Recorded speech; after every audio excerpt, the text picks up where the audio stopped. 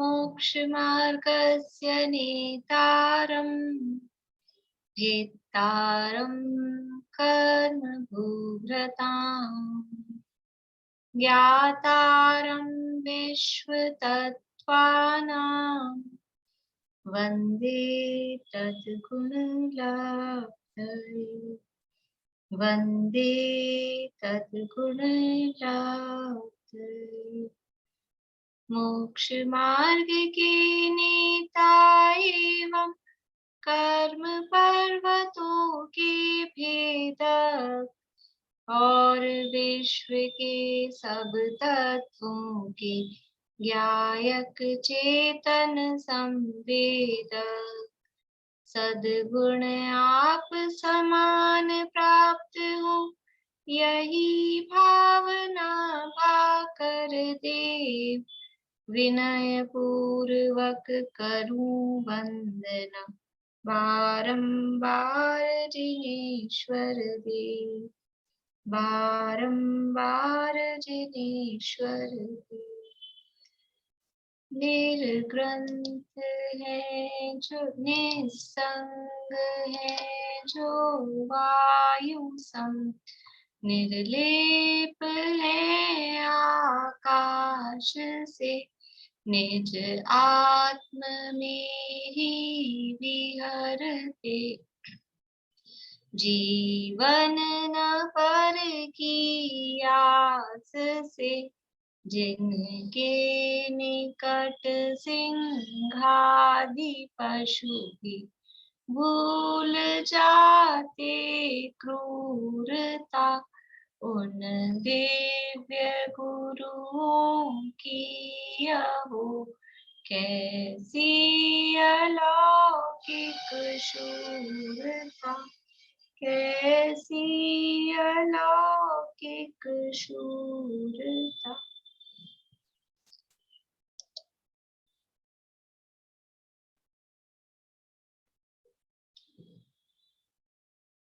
सूत्र सुनाने किसी को?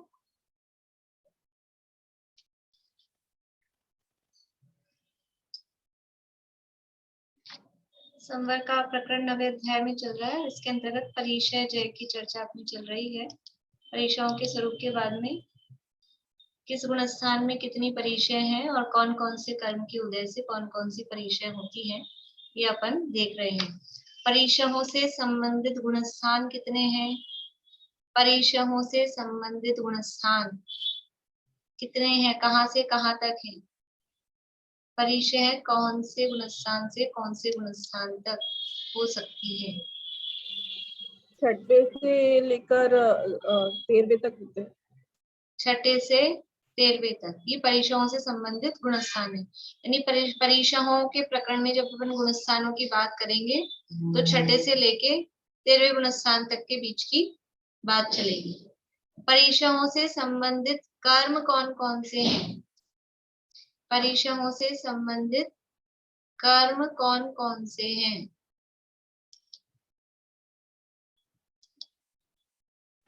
ज्ञानावरणी, दर्शन मोहनी, अंतराय, चारित्र मोहनी, वेदनीय। बढ़िया। ज्ञानावरण, दर्शन मोहनी, चारित्र मोहनी, ये मोहनी, अंतराय और वेदनीय, ये कर्म परिचयों से संबंधित है। 10वें, 11वें और 12वें गुणस्थान में कितनी परिचय कही गई है? 10वें, 11वें और 12वें गुणस्थान में कितनी परिचय कही गई है? आभा जी अनम्यूट करिए। 14 परिचय। 14 परिचय कही गई है। 13वें गुणस्थान में कितनी परिचय कही गई है? 13वें गुणस्थान में कितनी परिचय कही गई है? कविता जी।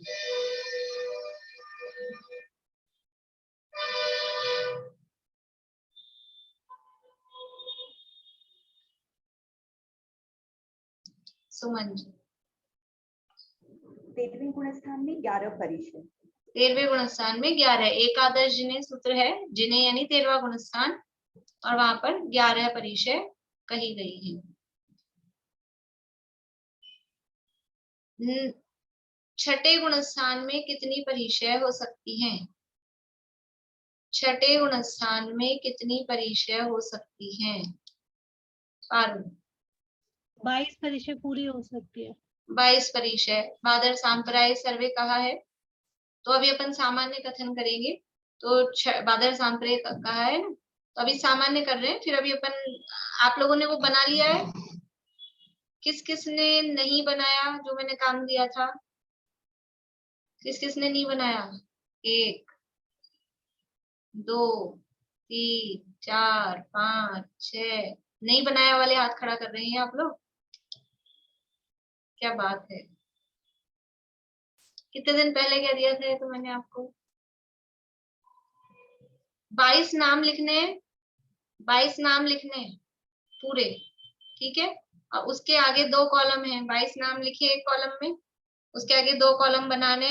तो फिर वो जो नाम है शुदा, शुदा परिचय कौन से कर्म के उदय से है? बोलिए, कौन से कर्म के उदय से है शुदा परिचय? शुदा परिचय कौन से कर्म के उदय से? सुधा जी बोलिए। वेदनी कर्म की वजह से है। फिर से बोलिए, आपकी आवाज कट गई। वेदनी कर्म की, वेदनीय कर्म के वेदनी उदय, वेदनीय कर्म के उदय से। वहां लिखा पहला नंबर शुदा,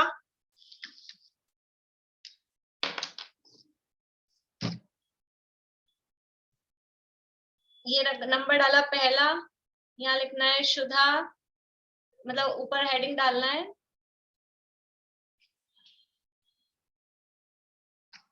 ये तो क्रम, ये परिचय है,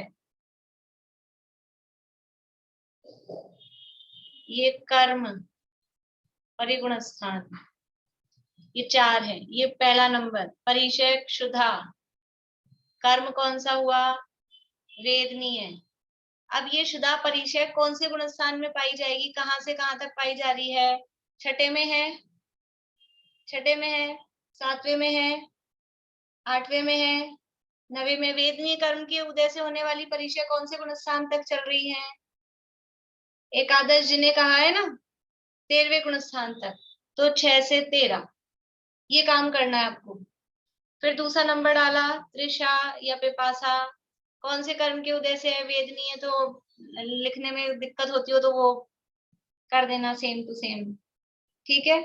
और फिर ये कौन से गुणस्थान से कौन से गुणस्थान तक है? छठे से लेके वेदनीय कर्म का उदय कहाँ तक है? ये कर्म का उदय दिखेगा ना तो ये थोड़ी सी आसानी हो जाएगी, लेकिन फिर भी दिमाग भी लगाना है, अकेला कर्म का उदय नहीं देखना है, क्योंकि 10वें गुणस्थान में फिर चक्कर पड़ेगा।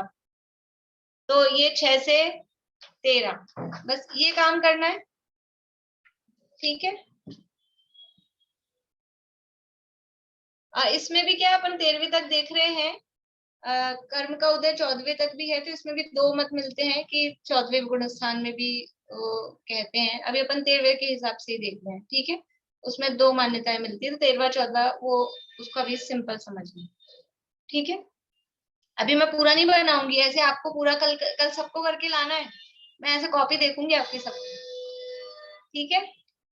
बहुत ज्यादा देर नहीं लगेगी, वो तो सेम ऐसे आते जाएंगे ना, आपको सेम करते जाइएगा, तो एक आपको क्लियरिटी आ जाएगी, आपको ये समझ में आ जाएगा, आपको समझ में आ गया कि नहीं आ गया, कितना समझ में आया, ठीक है ना।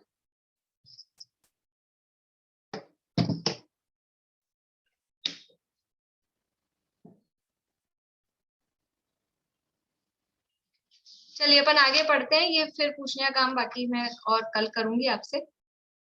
थोड़ा ये पढ़ लेते हैं अपन, ये विषय अपना पूरा हो तो फिर अपन आगे और प्रैक्टिस करेंगे।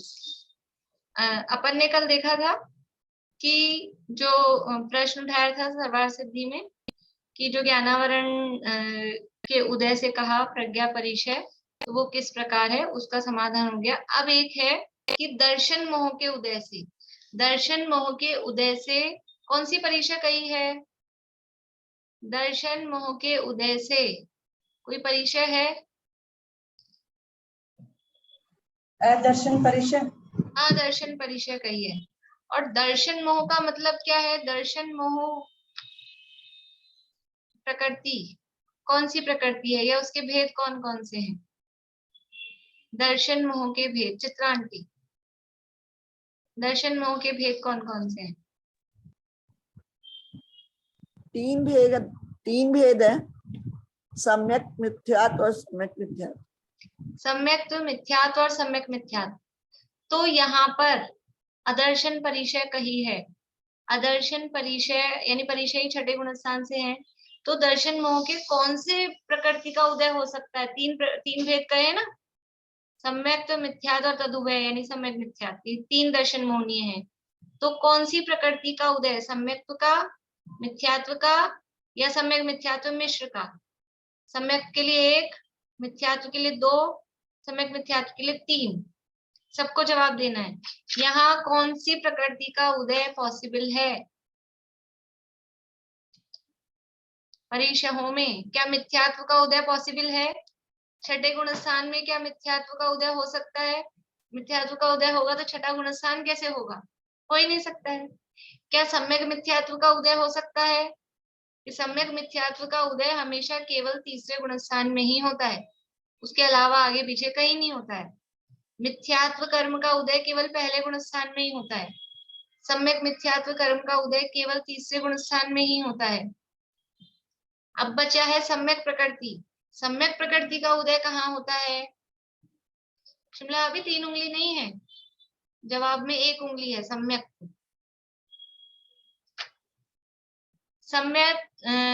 अब तो उंगलियां नीचे कर लीजिए।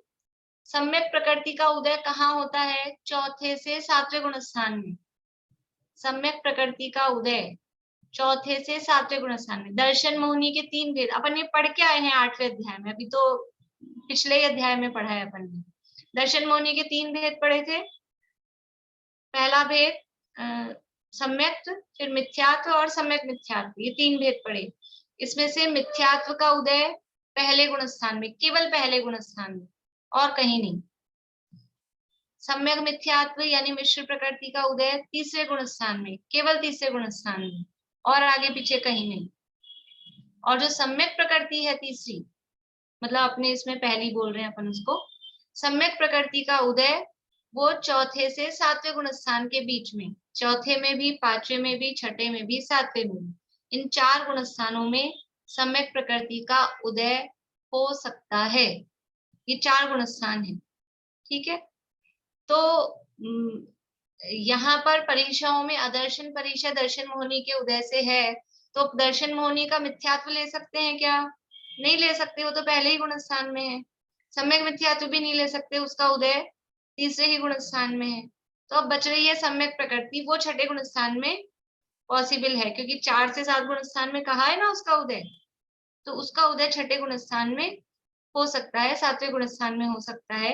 इसलिए जो अदर्शन परिचय है, ये सम्यक प्रकृति के, दर्शन मोहिनी की जो सम्यक प्रकृति है उसके उदय के निमित्त से अदर्शन परिचय हो सकता है, ठीक है। अब ये अदर्शन परिचय है, ये कौन से गुणस्थान में हो सकती है?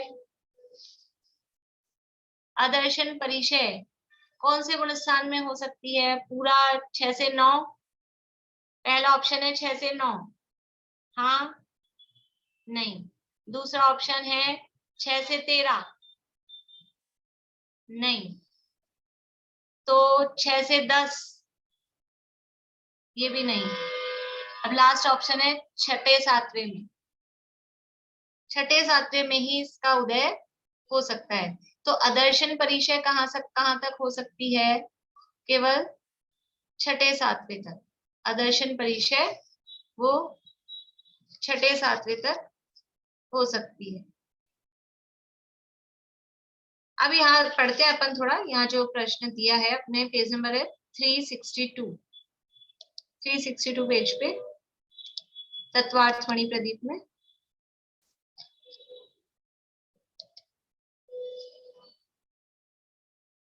देखिए, दर्शन मोह के उदय से होने वाले अदर्शन परिचय के संदर्भ में पंडित फूलचंद जी द्वारा निम्नांकित विशेषार्थ विशेष देखने योग्य है। ये पंडित फूलचंद जी कौन है?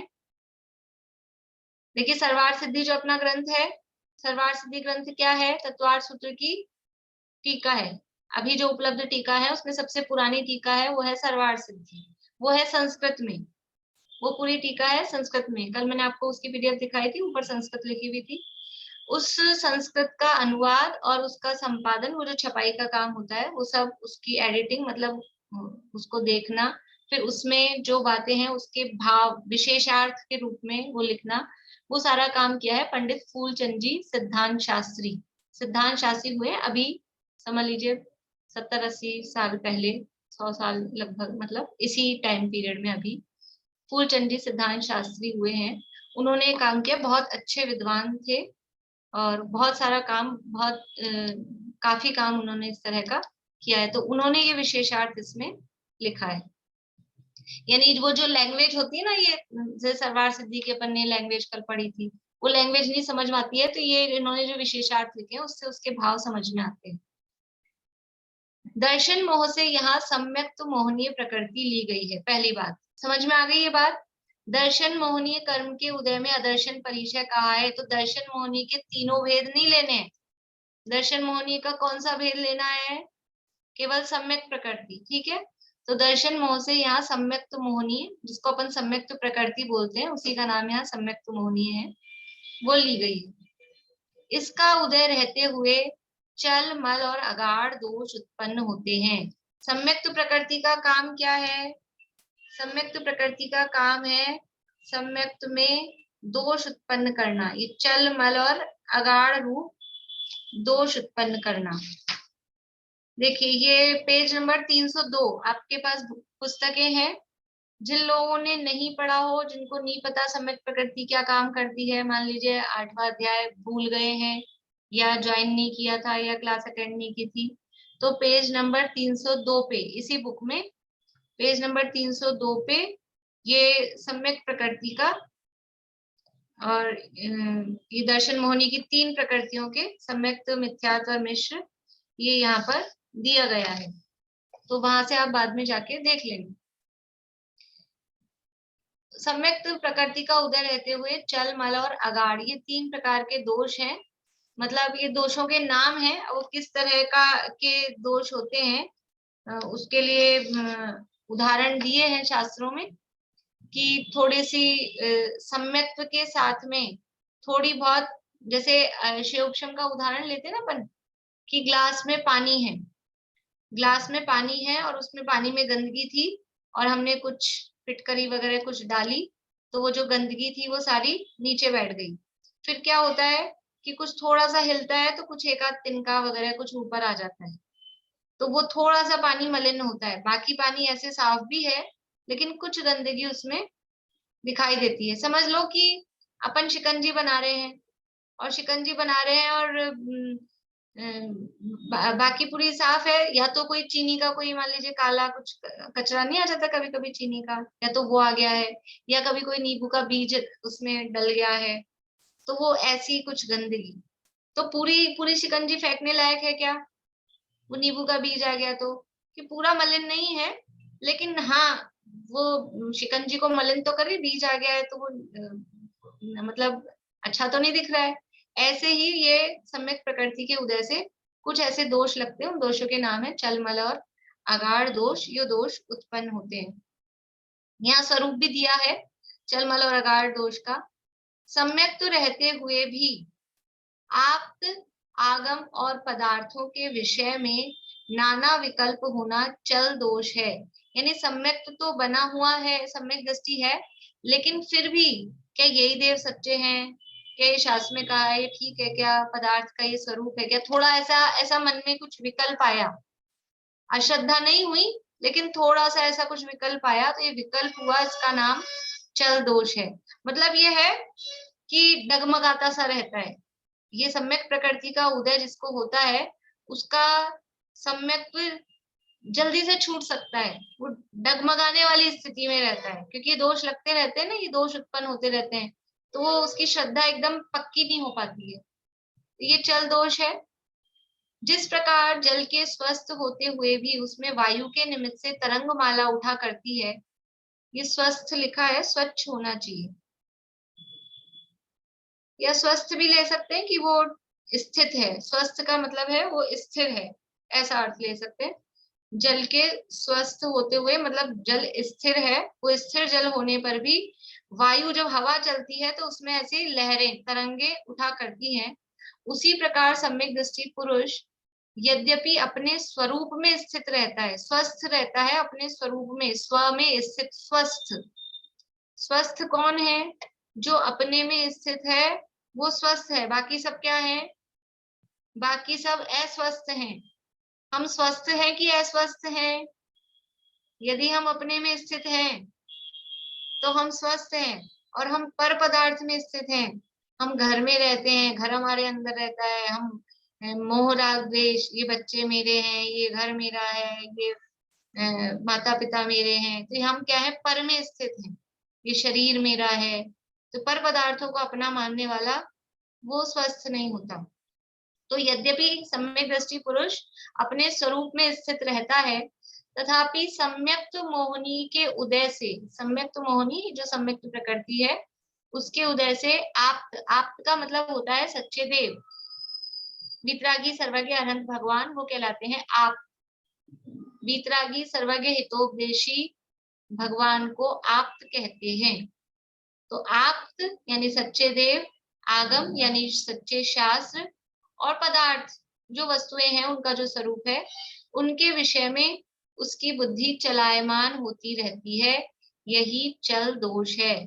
जैसे पानी स्थिर रहे समुद्र का तो वो स्थिर है, और वो लहरें उठती है तो वो चलायमान रहता है, पानी चंचल रहता है। ऐसे ही सम्यक दृष्टि की बुद्धि, उसका श्रद्धांत थोड़ा ऐसा डगमगाता सा रहता है, उसमें तरंगी उठती रहती है, वो चल दोष कहा है। मल का अर्थ मैल है। शंका आदि दोषों के निमित्त से सम्यक दर्शन का मलिन होना मल दोष है। यह भी सम्यक मोहनीय के उदय में होता है। देखिए, अपन ने पहले पढ़ा है कि सम्यक दृष्टि 8 अंग का धारी होता है। निशंकित, निकांक्षित, निर्विचिकित्सा। पढ़े हैं कि नहीं पढ़े? अपन ने कहाँ पढ़े थे?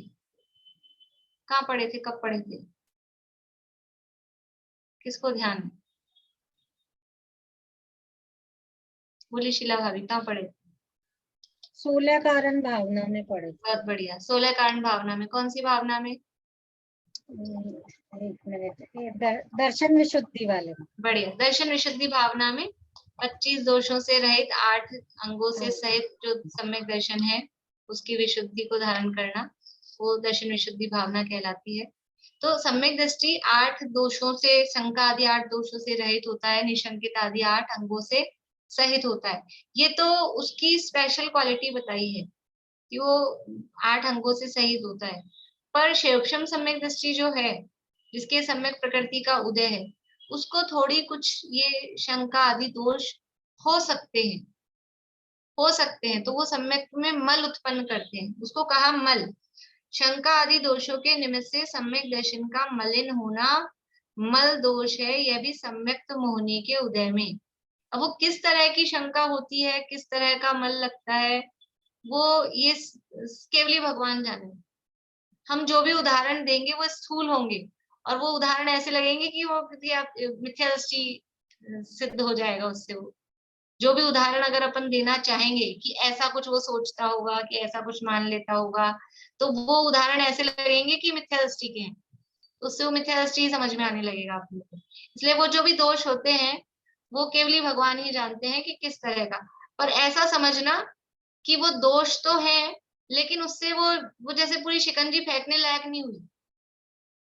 जैसे दूध में, शिकंजी में समझ लो कचरा आ गया, कोई तिनका आ गया, तो वो निकाल के अपन फेंक देते हैं। कोई सीख आ गई, वो निकाल के फेंक देते हैं, और बाकी का अपन ग्रहण कर लेते हैं। लेकिन यदि मक्खी मच्छर गिर जाए तो मक्खी निकाल के फेंक दिया, फिर पी जाएंगे? नहीं, वो त्रस जीव उसमें गिर गया है, वो मांस भक्षण का दोष लगता है, तो वो ग्रहण करने योग्य नहीं होता। ऐसे ही सम्यक्त में एक ये तो चलमल अगार दोष है, ये अतिचार लगाते हैं। अतिचार मतलब कि वो रहता भी है तो भी वो सम्यक्त चल रहा है, बना हुआ है।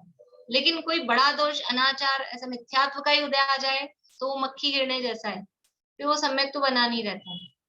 तो ये सम्यक प्रकृति के उदय में ये चलमल अगार दोष, इस तरह के दोष लगते हैं। इसका मतलब ये है कि सम्यक दर्शन मलिन तो हुआ है, पर सम्यक तो नष्ट नहीं हुआ है, ऐसा समझना।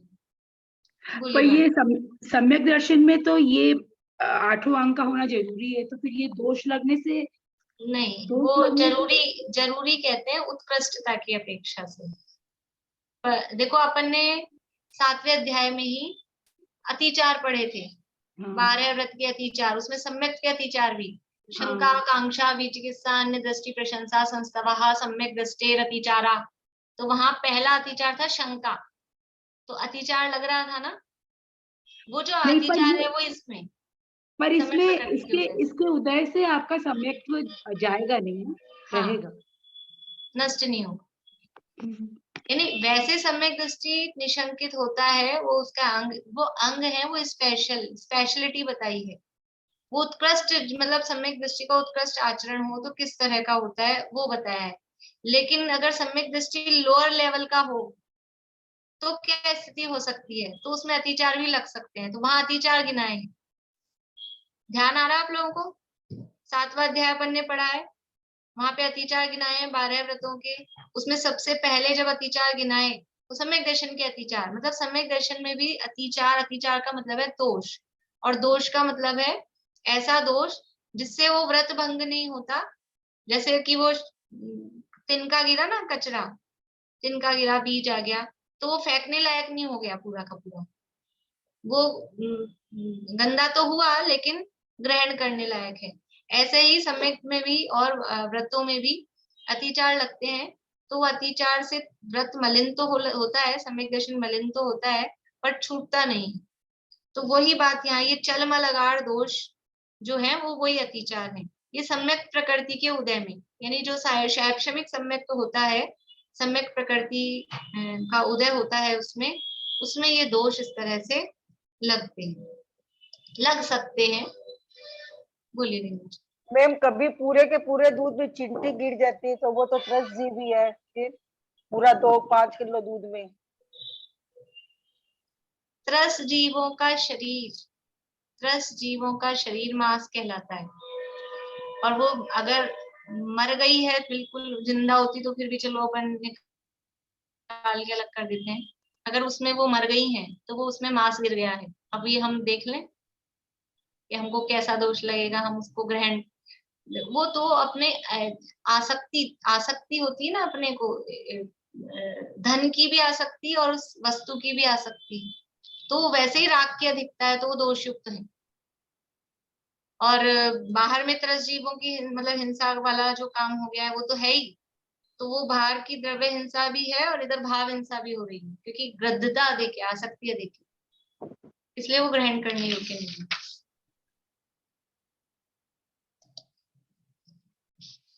देखिए ये समझ में आ रहा है आपको, चल मल अगाड़ दोष?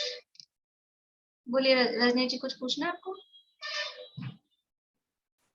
चलमल और अगाड़ इन तीनों से एक तरह से तो शंका का ही आया ना, कि शंका है सब कुछ, ये संशय है आपस में, मतलब कि ये कि चल में थोड़ी शंका है, और मल में तो ये आठों ही, किसी भी, ये तो शंका आदि तो पहला है ना, शंका नाम इसलिए। कांक्षा भी हो सकता है, विचिकित्सा भी हो सकती है, अस्थितिकरण भी हो सकता है, ये कोई कुछ भी चीजें इनमें से हो सकती है। चल और मल में जो दोष लग रहे हैं, चल और मल दोष में डिफरेंस क्या रहा?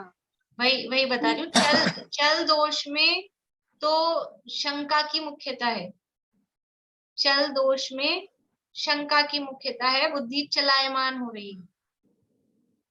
और मल दोष में बुद्धि चलायमान हो रही है, किसी भी प्रकार का, यानी कांक्षा भी हो सकती है, विचिकित्सा यानी ग्लानि का भाव भी हो सकता है, या अप्रभावना का या अवात्सल्य का भाव भी हो सकता है, वो मल दोष। आठों दोषों में से कुछ भी हो सकता है। और चल दोष में क्या है कि वो शंका वाली स्थिति मुख्यता की अपेक्षा ही अपन इसमें डिफरेंस बता सकते हैं, बाकी इनका जो वास्तविक स्वरूप है वो केवल ज्ञान गम्य है, ये शब्दों में इतना ही इसका मिलता है। तीसरा है अगाड़ दोष। अगाड़ दोष में भी का मतलब क्या है, स्थिर न रहना, वो भी आपको चंचलता जैसा, चल जैसा ही लगेगा। अगाड़ का अर्थ स्थिर न रहना है। सम्यक दृष्टि जीव लौकिक प्रयोजनवश कदाचित तत्व से चलायमान होने लगता है। तत्व से चलायमान, अब इसमें शंका नहीं है, लेकिन वो उसकी श्रद्धा स्लिप हो रही है, फिसल सकती है।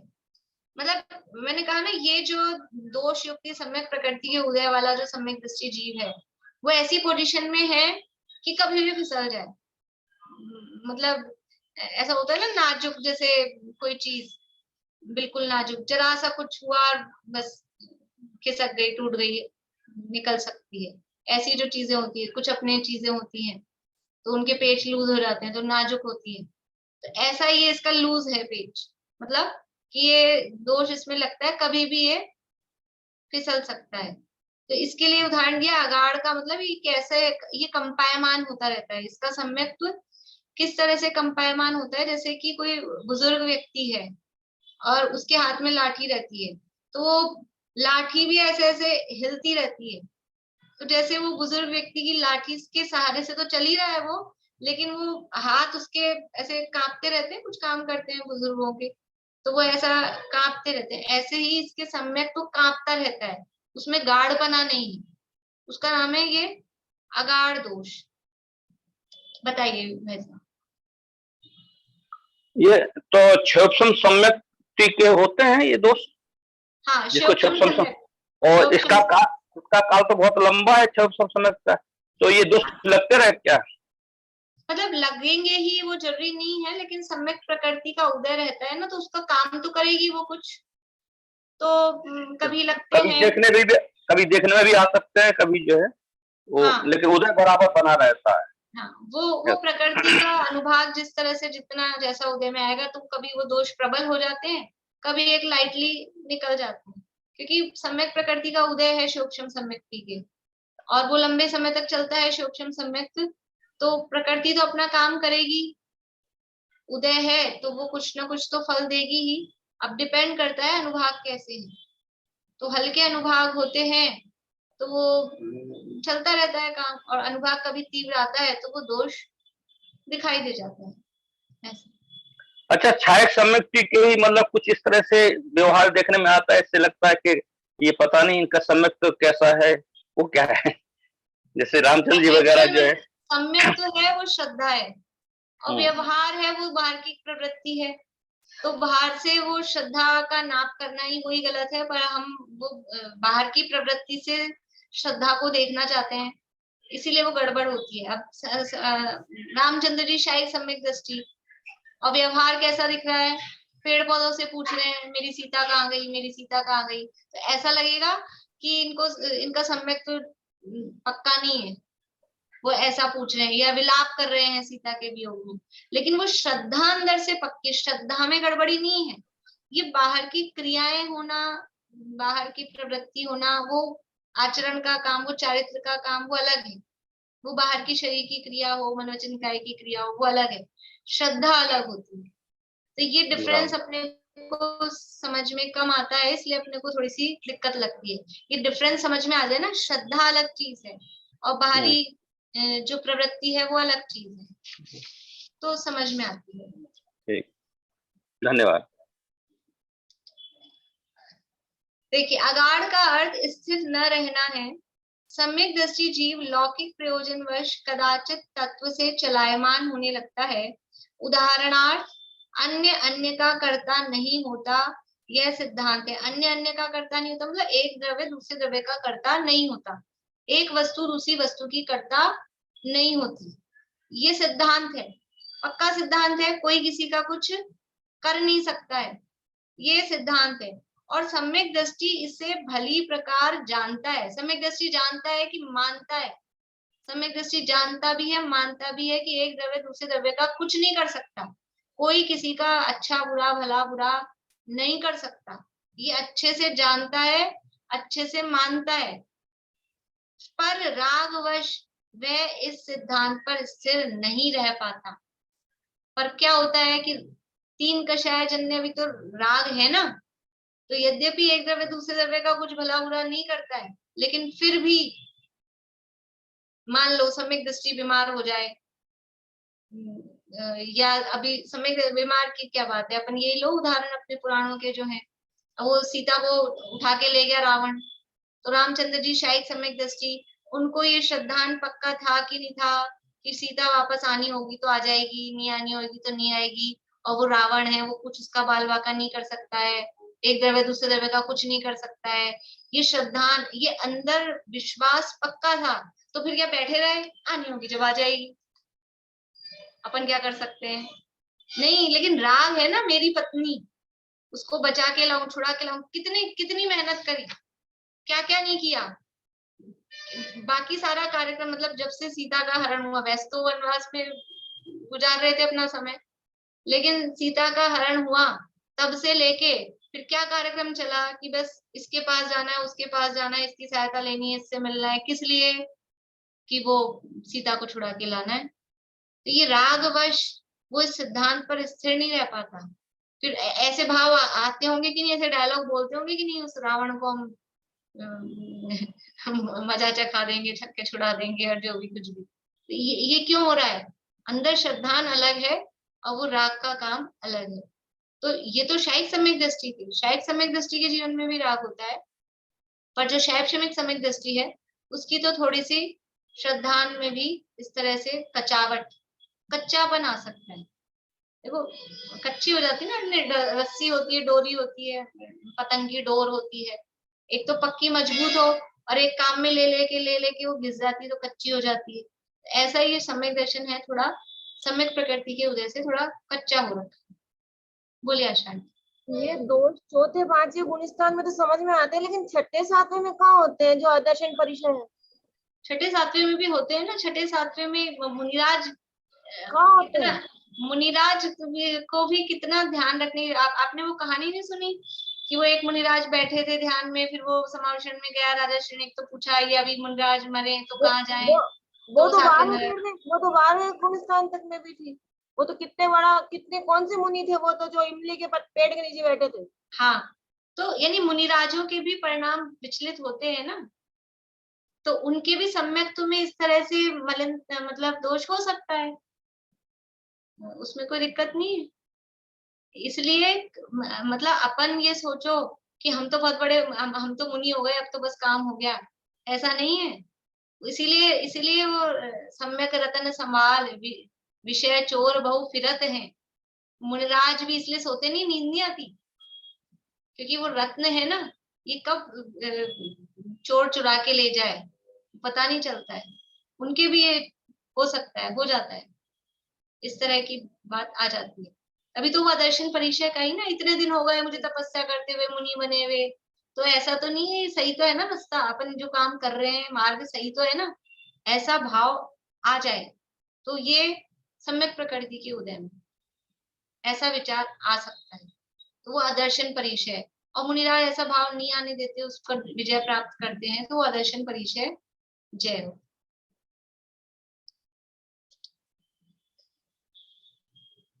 उदाहरणार्थ अन्य अन्य का कर्ता नहीं होता, यह सिद्धांत है और सम्यक दृष्टि इसे भली प्रकार जानता है, पर रागवश वह इस सिद्धांत पर स्थिर नहीं रह पाता।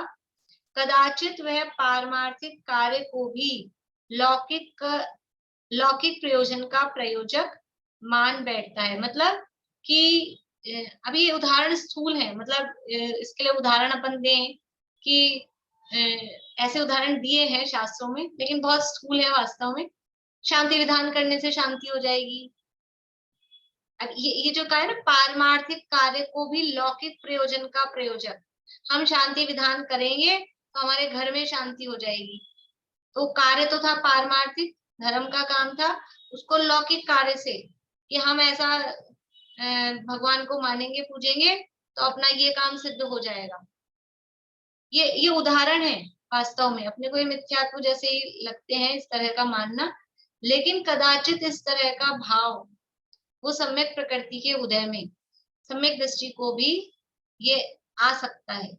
ये बात यहाँ बता रहे हैं, सम्यक प्रकृति का काम क्या है।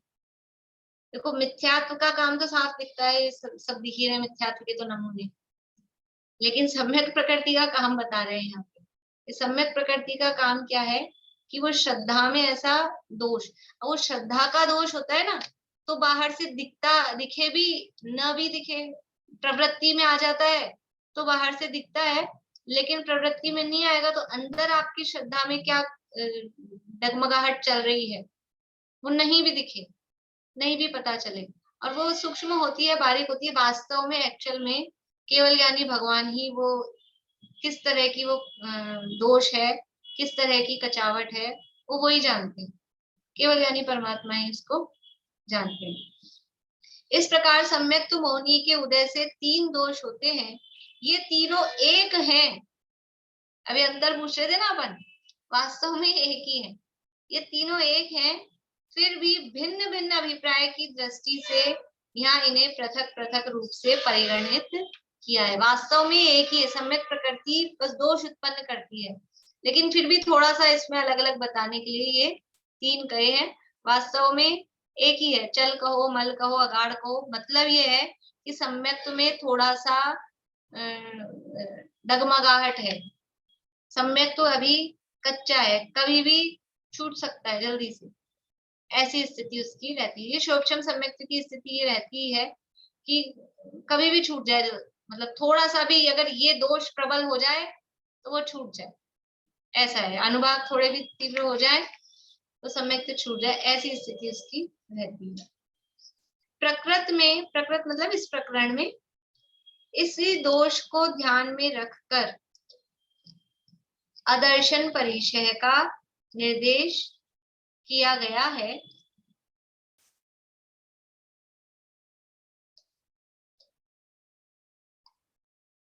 अदर्शन परिचय का निर्देश किया गया है। यह दर्शन मोहनी के उदय से होता है, इसलिए इसे दर्शन मोहनी का कार्य कहा है। मतलब पूरे प्रकरण से क्या बताना चाह रहे हैं कि दर्शन मोहनी के उदय में अदर्शन परिचय कही है, तो क्या ध्यान रखने वाली बात है कि दर्शन मोहनी का उदय मतलब मिथ्यात्व का उदय नहीं समझना है। दर्शन मोहनी का उदय मतलब सम्यक्त प्रकृति का उदय, और सम्यक्त प्रकृति के उदय में क्योंकि उसका काम ये है कि सम्यक्त में दोष उत्पन्न करना, तो सम्यक्त प्रकृति के उदय में ये शैवशमिक सम्यक दृष्टि जो मुनिराज हैं, 6ठे 7वें गुणस्थान वर्ती जो मुनिराज हैं, उनके श्रद्धान में इस तरह का कुछ दोष उत्पन्न हो सकता है, जिसके कारण वो अदर्शन परिचय 6ठे 7वें गुणस्थान में कही गई है। तो वो सम्यक्त प्रकृति का काम है, मिथ्यात्व और सम्यक मिथ्यात्व का काम नहीं है। इतना ही यहाँ पर समझना चाहिए। अब आगे प्रश्न है कि केवली भगवान की कैसे कही 11 परिचय, उसकी चर्चा तो अपन क्योंकि वो कल पूरी एक साथ ले लेंगे एक क्लास में, तो कल करेंगे। अभी किसी को प्रश्न हो तो पूछ लीजिए।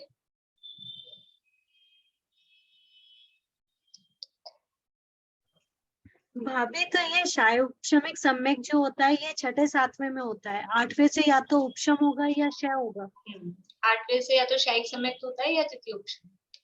तो 4थे से 6ठे तक अपन शैवक्षमिक सम्यक कह सकते हैं। 4थे से 7वें। मैं बोली अगर ये सम्यक दर्शन से गिरता है तो पहले गुणस्थान में आएगा कि तीसरे में? वो डिपेंड करता है, तीसरे में भी आ सकता है, पहले में भी आ सकता है। वो तो जिस प्रकृति मिथ्यात्व का उदय आएगा तो पहले में आएगा, सम्यक मिथ्यात्व का उदय आएगा तो तीसरे में आ जाएगा, वो डिपेंड करता है।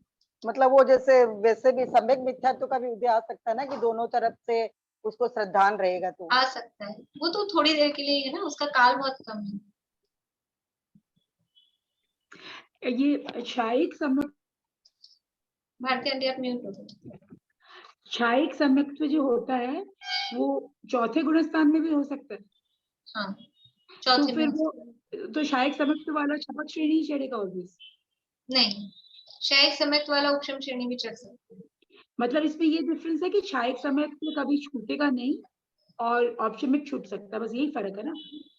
लेकिन श्रेणी चढ़ते वक्त कोई जरूरी नहीं कि क्षायिक सम्यक्त्व औपशमिक की ये क्षायिक श्रेणी छपक श्रेणी चढ़े, ऐसा कोई जरूरी नहीं ना। हाँ, उपशम श्रेणी। वो कंफ्यूज हो रही थी मैं। ठीक है, बोलो। भाभी ये बादर सांप्रदाय सर्वे में फिर अदर्शन को नहीं लिया ना? बादर सांप्रदाय का अर्थ इसीलिए 6 से 9 लिया अपन ने, कल की थी इसके बाद। अकेला 9 गुणस्थान में, 9वां गुणस्थान में बादर सांप्राय नहीं, का अर्थ है बादर सांप्राय सर्वे, मतलब इसमें यहाँ तक सारी हैं तो उसमें फिर आदर्शन नहीं रही ना 7 से ऊपर तो। हाँ, तो वहां बादर सांप्राय सर्वे में 7वें तक लेना, 7वें तक सारी है, उसके ऊपर 8वें 9वें में आदर्शन को छोड़ के फिर है सारी, उस तरह से लेना। तो वो कॉमन बात कही है, सामान्य बात कही है, बादर सांप्राय में 6ठे 7वें को मान के वहां सारी है, उस तरह से बात। बादर बादर सांप्राय में जैसे नीचे वाले क्यों नहीं लिए, 6 से नीचे वाले?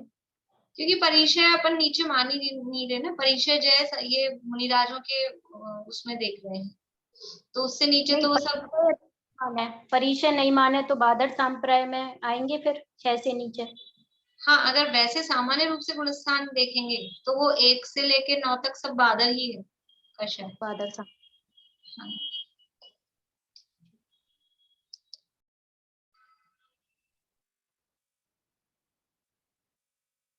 ये जो चौथे गुणस्थान में जो शायिक सम्यक्त होता है, नहीं आ रही आवाज? आ रही। चौथे गुणस्थान में जो शायिक सम्यक्त होता है उसमें क्या वो अनंतानुबंधी के चारों और दर्शन मौनी के तीनों का क्षय हो जाता है? हाँ, पूरा खत्म हो जाता है हमेशा के लिए? हाँ हाँ।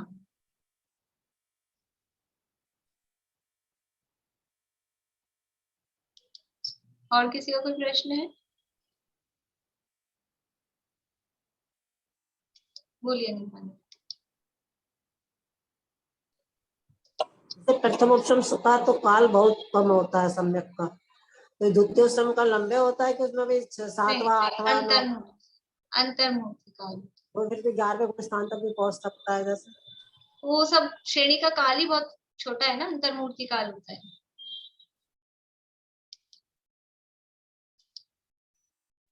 14वें गुणस्थान में थोड़ा योग तो रहेगा ना? नहीं, 14वें गुणस्थान का नाम ही अयोग है, वहाँ योग नहीं होता है। अच्छा, नाम ही अयोग के लिए। अच्छा, कुछ भी नहीं रहेगा उसमें फिर। और जिन लोगों को गुणस्थानों के नाम याद नहीं थे और उन्होंने अगर किए हों तो कल परसों में मैं सुनूंगी। जिन लोगों ने हाथ खड़े किए थे, आपने कर लिया आज? हाँ, सुनाऊं? चलिए सुनाइए। 1 मिनट। देख के नहीं, बिना देखे। हाँ, बिना देखे सुनाऊंगी, एक हाथ में अटक जाती हूँ थोड़ा सा। हाँ, बाकी मैंने कल कर लिए पूरे रात को बैठ के। पहला है मिथ्या दृष्टि, दूसरा है ससाधन सम्यक गुणस्थान, तीसरा है मिश्र, और चौथा है अविरत, 5वां है विरत, और 6ठा है 5वां देश विरत। हाँ, और 6ठा है प्रमथ संयत, और 7वां है, ये फोन ही चला गया, कोई बात नहीं, आप बोलिए। फोन ही चला गया।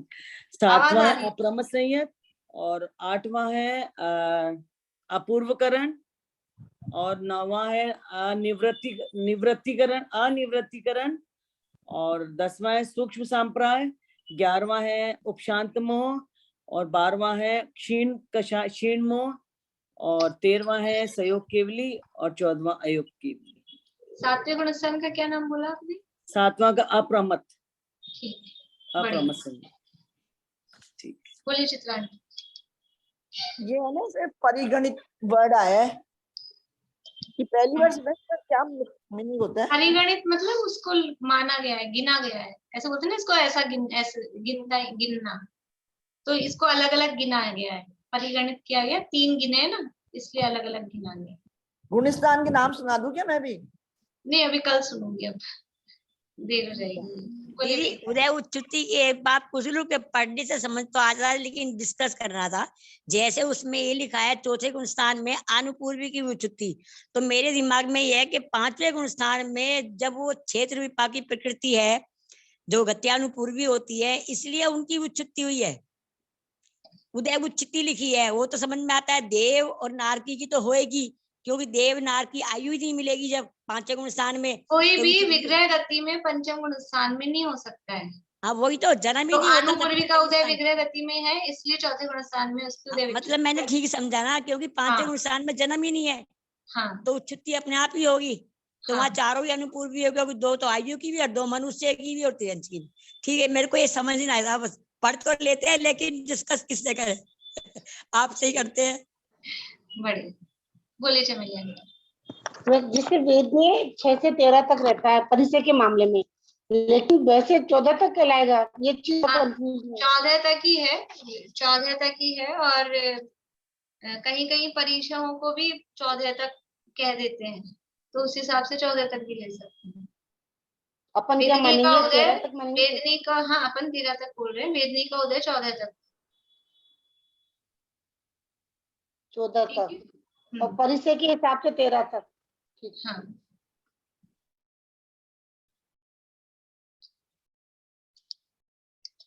चलिए जिन्वाण स्तुति करें।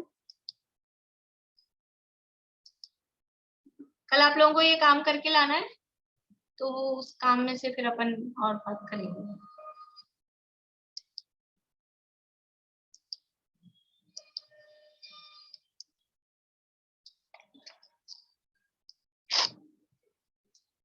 स्यात्पाद नय षट द्रव्य गुण पर्याय और प्रमाण का, जड़ कर्म चेतन बंध का, हर कर्म के अवसान का, कह कर स्वरूप यथार्थ जग का, जो किया उपकार है, उसके लिए जिनवाणी माँ को वंदना शत बार है, वंदना शत बार।